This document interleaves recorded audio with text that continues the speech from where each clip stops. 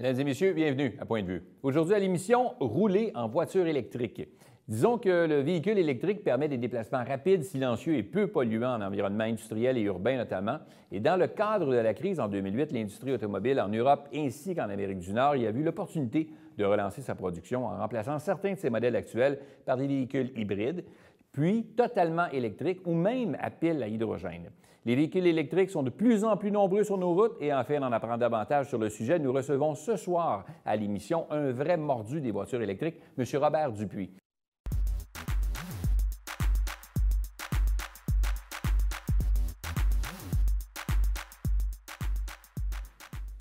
De retour à Point de vue, la voiture électrique présente un certain nombre d'avantages par rapport à une voiture classique. Il n'y a pas d'émissions locales de fumée ou de particules, elle ne cale jamais, elle est silencieuse, elle nécessite beaucoup moins d'entretien et le démarrage se fait toujours facilement, même en hiver. Notre invité d'aujourd'hui est un vrai passionné des véhicules électriques. Il en conduit une lui-même et connaît bien les avantages et surtout où s'alimenter afin de recharger son véhicule car, contrairement aux véhicules à essence, l'autonomie d'un véhicule électrique est souvent moindre. Sans plus tarder, notre invité d'aujourd'hui, Robert Dupuis. Robert, bienvenue sur l'émission de deuxième fois. Je te tutoie parce que, comme je disais en entrée de jeu, on se connaît un peu. Et c'est ta deuxième visite à Point de vue. On est content que tu aies accepté. Et surtout de venir nous parler d'une voiture électrique parce que moi, je me pose toujours la question, mais c'est quoi une voiture électrique? Parce que c'est compliqué, on voit hybride, est-ce que c'est électrique? Il y en a qui ont des moteurs à essence. Là, je me dis, bien finalement, c'est pas une vraie... Tu sais, ça fait des années que Toyota a une voiture là, qui roule... Comment il s'appelle? La Prius et tout ça.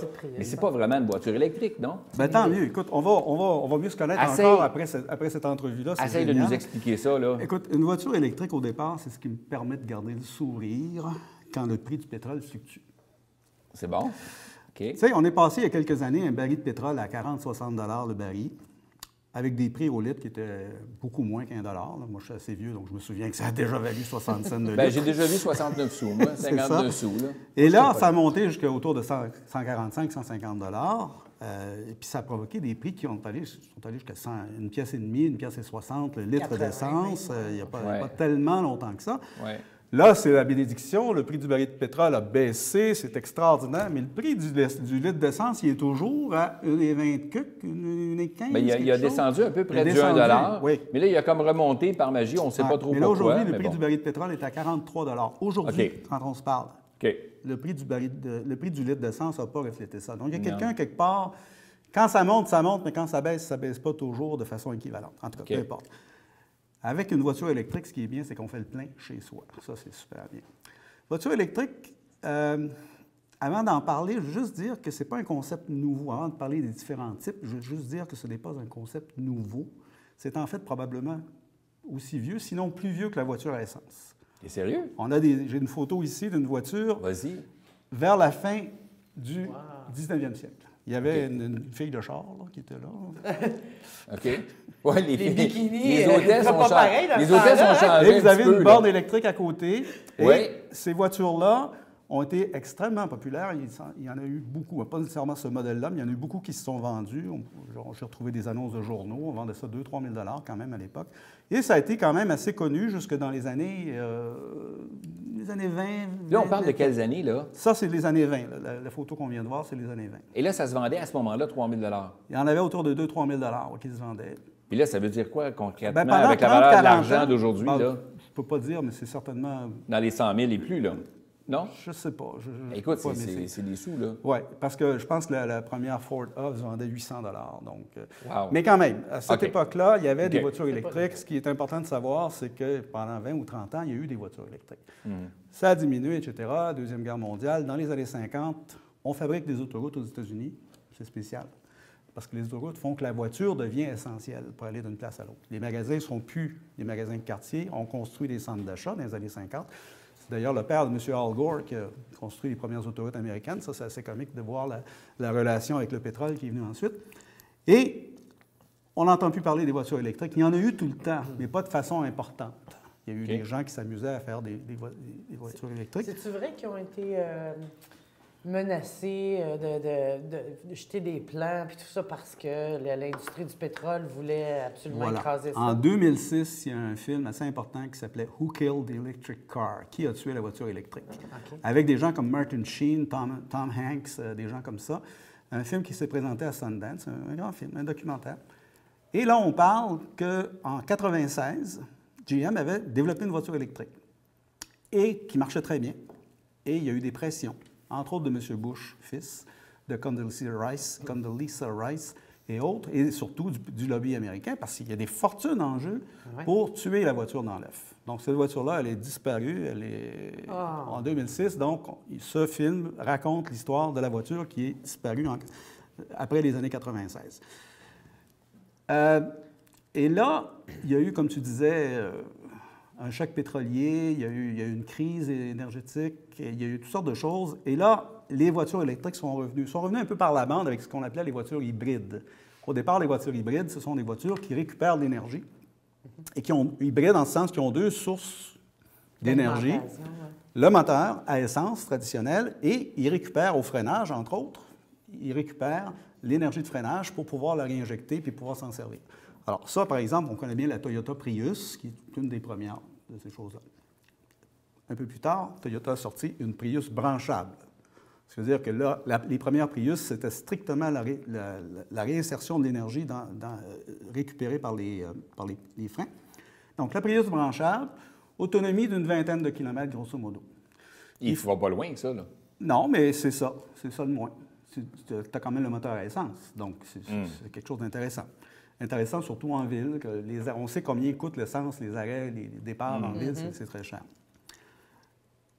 Il y a eu ensuite des véhicules complètement électriques.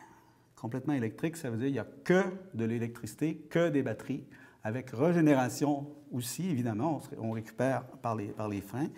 Par exemple, j'ai la Leaf ou la Mièvre, la Leaf de Nissan, qui est la voiture la plus populaire actuellement qui se vend. Celle que tu conduis, d'ailleurs. Oui, celle que je conduis. Et il y a eu cette idée, si on a une voiture électrique avec une batterie, pourquoi je ne traînerais pas l'équivalent d'une génératrice dans le coffre arrière? Une génératrice qui rechargerait ma batterie. Alors, la voiture est toujours électrique, mais j'ai la possibilité de créer de l'électricité avec quoi? Bien, avec une génératrice à essence. Alors, c'est un peu contradictoire, oui et non, mais la fameuse Volt, qui est la voiture la plus vendue au Québec actuellement, la Volt de Chevrolet, est un exemple de ça. Alors, la Volt a une autonomie, dépendant des circonstances, qui peut, en moyenne de 60 km, mais qui peut aller jusqu'à 80 km quand il fait beau et chaud, puis qui baisse à tour de 35-40 km quand les conditions sont moins bonnes.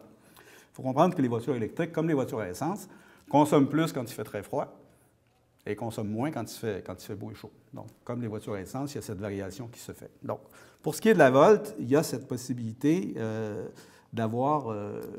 finalement, il n'y a eu plus d'angoisse en termes d'autonomie. Alors, les voitures électriques aujourd'hui ressemblent beaucoup plus à ceci. Et ce qu'on va voir à l'écran, c'est la Tesla Model S, qui est une voiture, disons-le, de luxe, dont le prix touche entre 80 et 120 000 dépendant de ce que vous voulez mettre dedans. Mais ça, c'est totalement électrique. Ce n'est que électrique et totalement électrique, mais avec une autonomie beaucoup plus grande.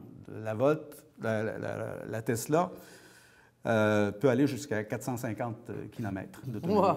Donc, et avec des performances incroyables. La Tesla est une voiture vraiment, vraiment extraordinaire. Puis tu ne roules pas un petit peu dans votre droite? Non, monsieur.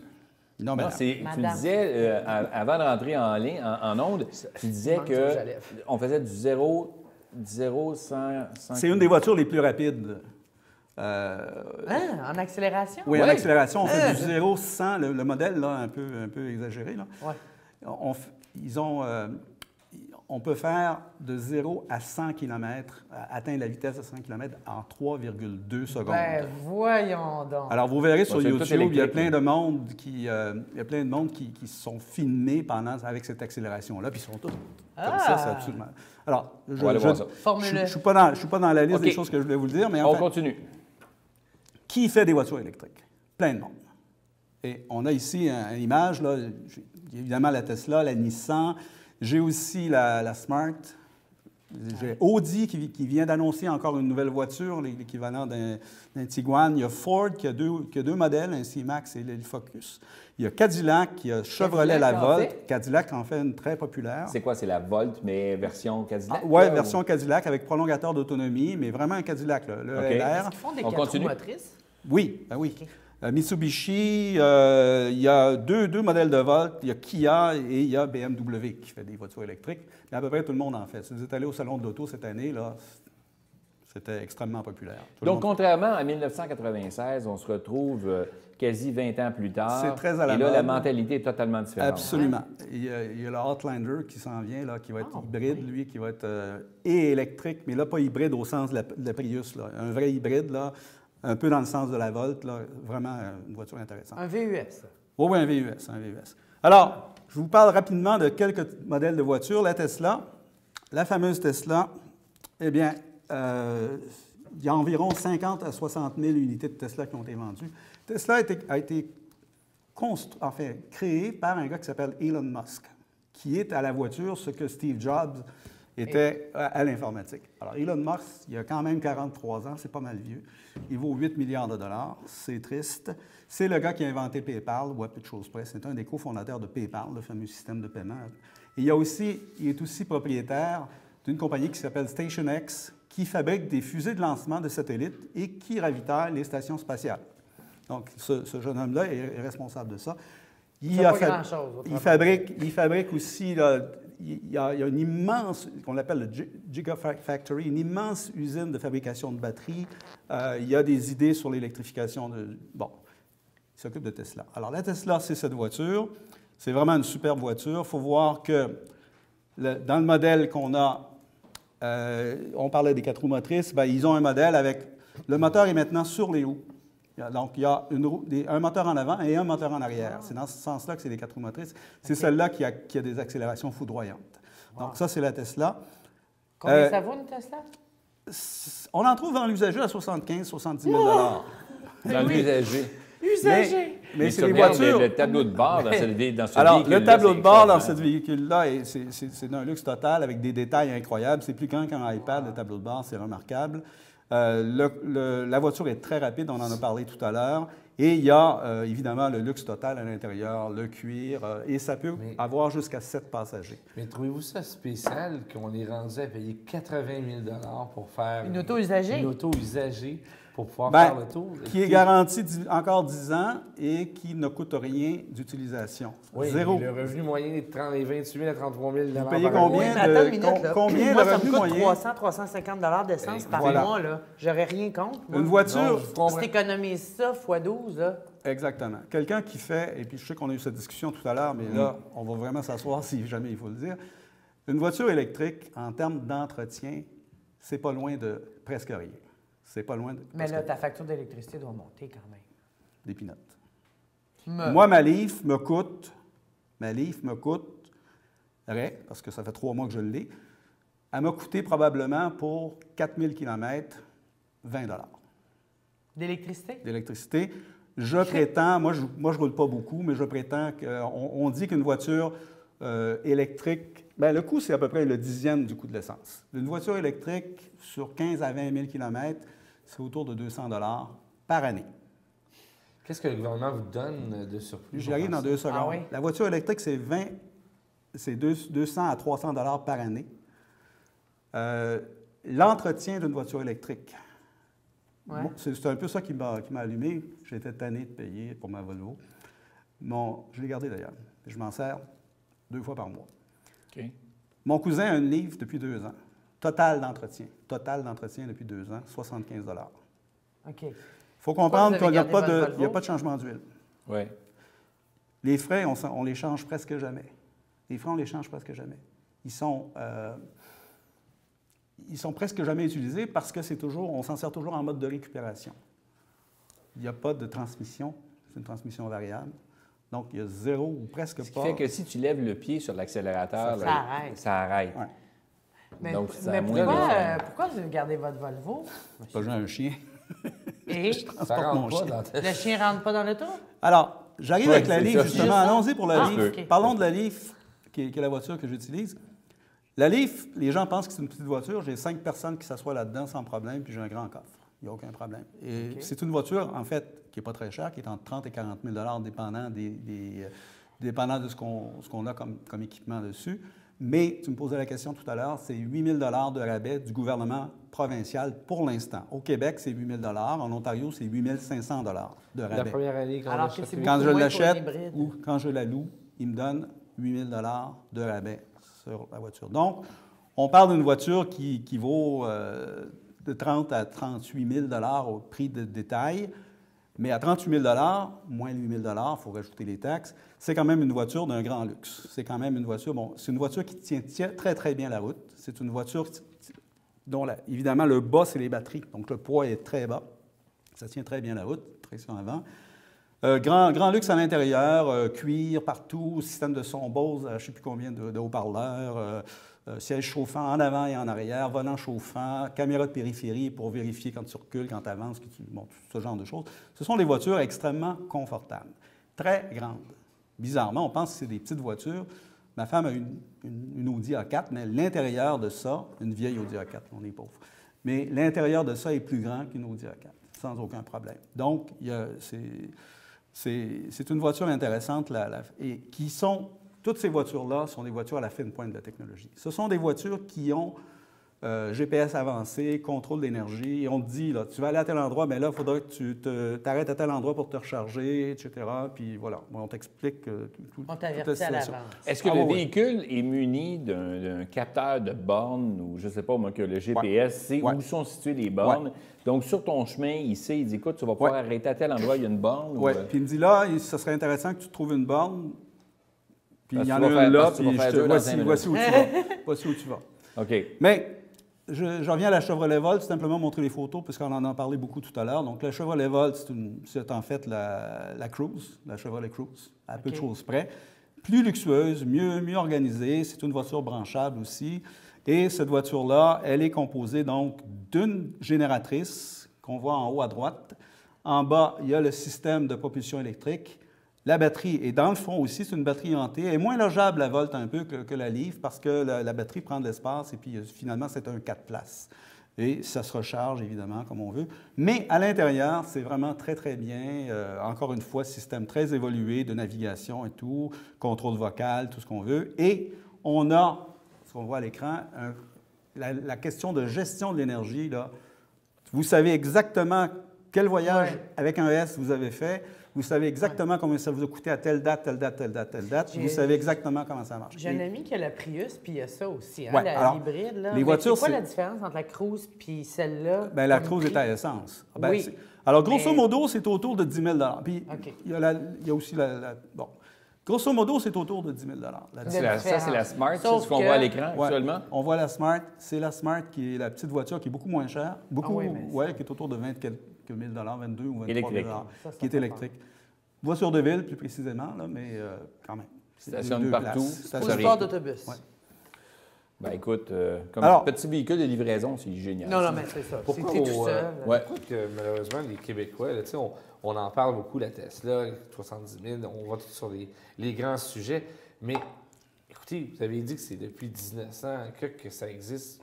Pourquoi on n'est pas rendu parce que les concessionnaires ne les popularisaient pas, c'était pas à mode. L'expérience la plus bizarre qu'on peut avoir, c'est d'aller chez un concessionnaire. Je ne veux pas généraliser parce qu'ils n'ont pas tous les outils. Concessionnaire, tu dis, je vais acheter une voiture électrique, là. Ils te regardent, ils disent, ah oui, il y a un gars, je pense, ici, qui sait comment ça marche. Et puis, ils t'amènent, ils vont voir. Alors, la meilleure façon, on en parlera tout à l'heure, c'est de contacter des gens puis de voir. Et il y a une communauté d'utilisateurs de voitures électriques qui est très, très intéressante. Okay. Donc, c'est une voiture, on parlait de la Tesla tout à l'heure. Tesla, il y a un réglage. Tu as le normal, tu as l'économique, tu as le normal, tu as le sport, puis tu as le malade. Ah. C'est quoi ce malade? Insane. Il s'appelle vraiment Insane. Quand tu mets le bœuf dessus, ça s'appelle Insane. J'ai traduit ça par malade. Mais même la Leaf, là, si j'enlève les contrôles d'économie d'essence, d'économie d'énergie, ça accote. Ça démarre très, très bien. Donc, c'est agréable à conduire, c'est luxueux, entre guillemets, dépendant de ce qu'on met dessus, c'est confortable, puis ça marche et ça tient bien la route. Donc, la fiabilité de ces véhicules-là, on est dans un pays nordique, hein? On vit dans un pays nordique qui a fait un hiver excessivement froid, je dirais même glacial. Il arrive quoi avec une voiture électrique? est-ce que tout est gelé et il n'y a rien qui part? Premièrement, ou, ça part même par des si de rien grands n'était. froids comme ça? Ça n'a aucune différence. OK. Est-ce que Aucune l'autonomie du véhicule est réduite dû au fait que là, tu as le système de chauffage qui fonctionne plein régime? Comme pour te sur une réchauffer? voiture à essence, l'autonomie est réduite, effectivement. D'environ 20 à 30 dépendant des voitures, puis dépendant surtout du style de conduite. Le pire que j'ai eu, moi, puis c'était par les moins 30, et je l'ai fait, je me suis rendu à Brossard et je suis revenu. C'était environ 90 km aller-retour, par moins 27, moins 25, quelque chose comme ça. OK. Bon, j'ai triché, j'ai pas mis le chauffage, mais j'en avais pas besoin, vous ne me croirez pas. Je chauffe la voiture avant de partir. Je ne pars pas de moteur, il n'y a pas de moteur à partir. Sur une voiture à essence, vous dépensez Beaucoup d'essence. une Ça proportion fait chauffer. énorme thermique, Oui. en chaleur. La livre, je parle la chaufferette, entre guillemets.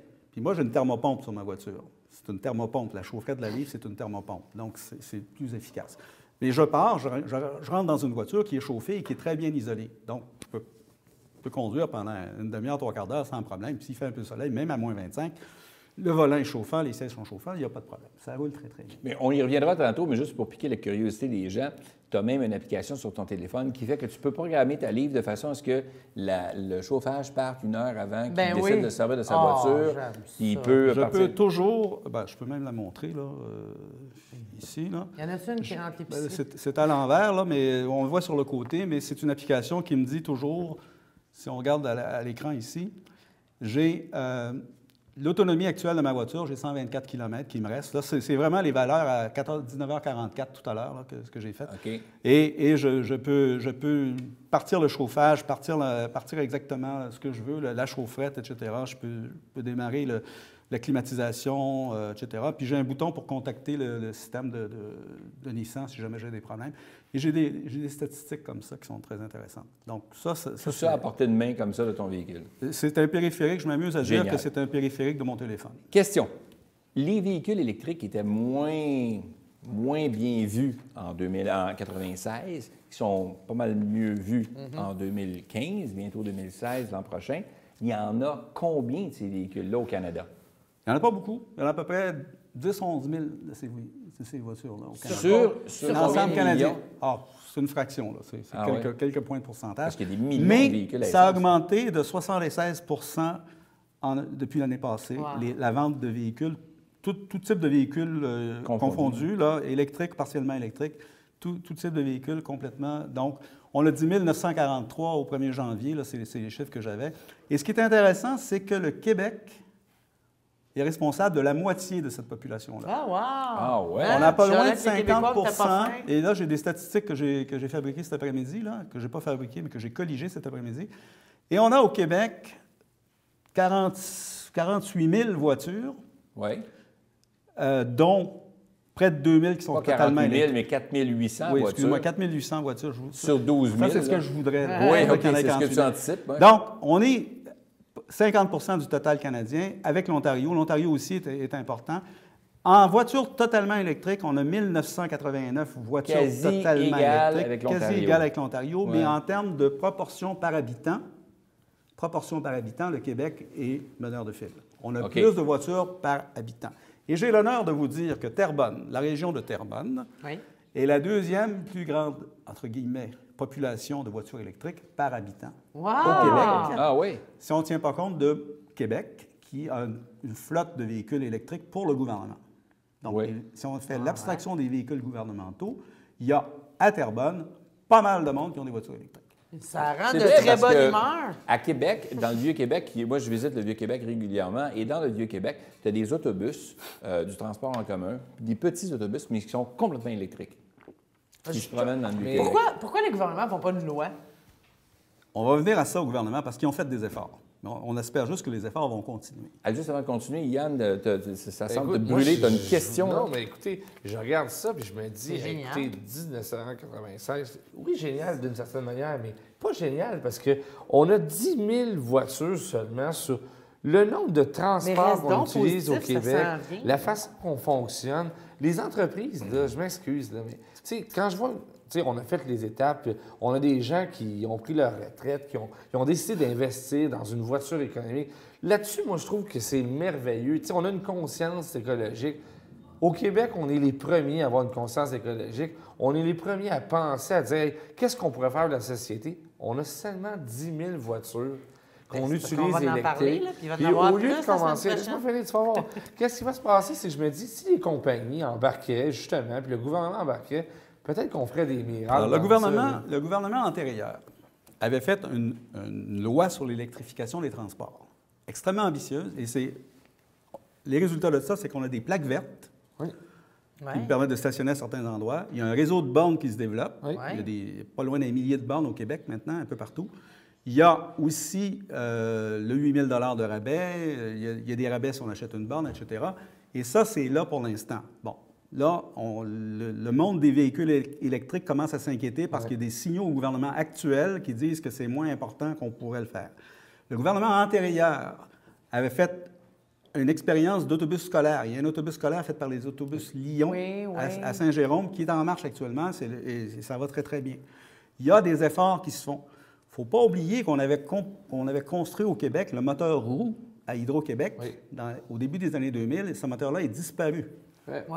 L'inventeur du moteur roue passait à la télévision il n'y a pas tellement longtemps. Il disait « Je n'ai pas le droit d'en parler, mais ça va revenir. » On a la compétence au Québec pour le moteur roue, on a la compétence au Québec pour l'aluminium, on a tout ce qu'il faut pour construire des autos. Le déficit commercial du Québec actuellement, c'est des milliards de dollars. Oui. On achète plus que ce qu'on vend. Dépendant à qui on parle, c'est entre 10 et 20 milliards de dollars. Prenez 5 de ça. Vous avez des milliards de dollars, là. La majorité de ce déficit-là, c'est du pétrole puis des voitures. Ouais. L'électricité qu'on achète, c'est l'électricité québécoise. Chaque Québécois qui dépense 20 $ au Québec par année, c'est pas loin d'un salaire, d'un job supplémentaire. OK? On est rendu à 40-50 000 $ d'argent qui reste au Québec par...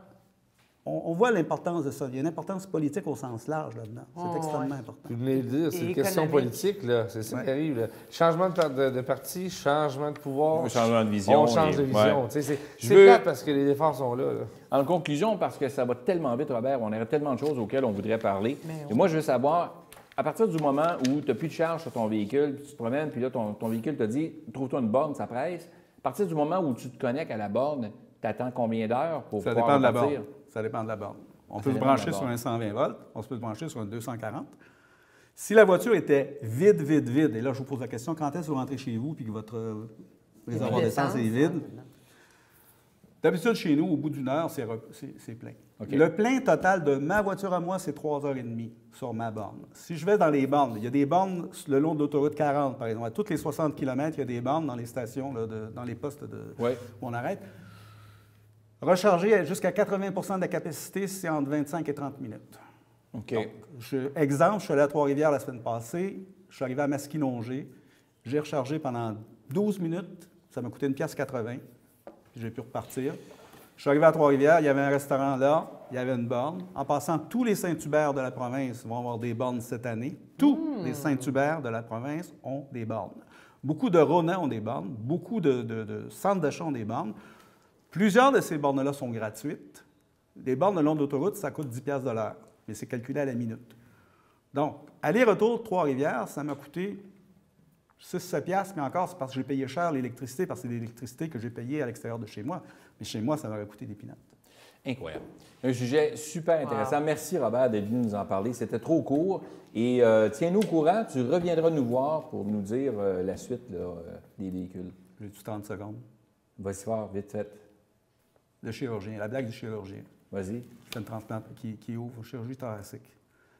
L'autre à côté dit, c'est quoi, un fumeur? Non, un citadin. Voilà pourquoi on a des autos électriques. Voilà.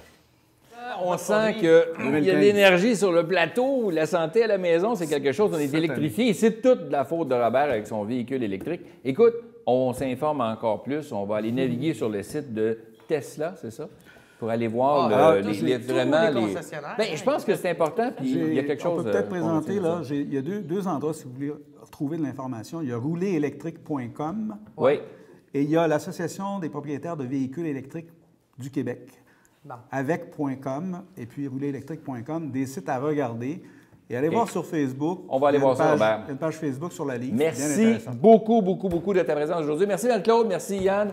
On a eu une super belle émission. C'était énergisant. C'était bien le fun. Merci à vous à la maison d'avoir syntonisé Point de vue. On se revoit la semaine prochaine. Merci à la régie. Merci à tout le monde. Bonne semaine, tout le monde. Le printemps approche. Lâchez pas.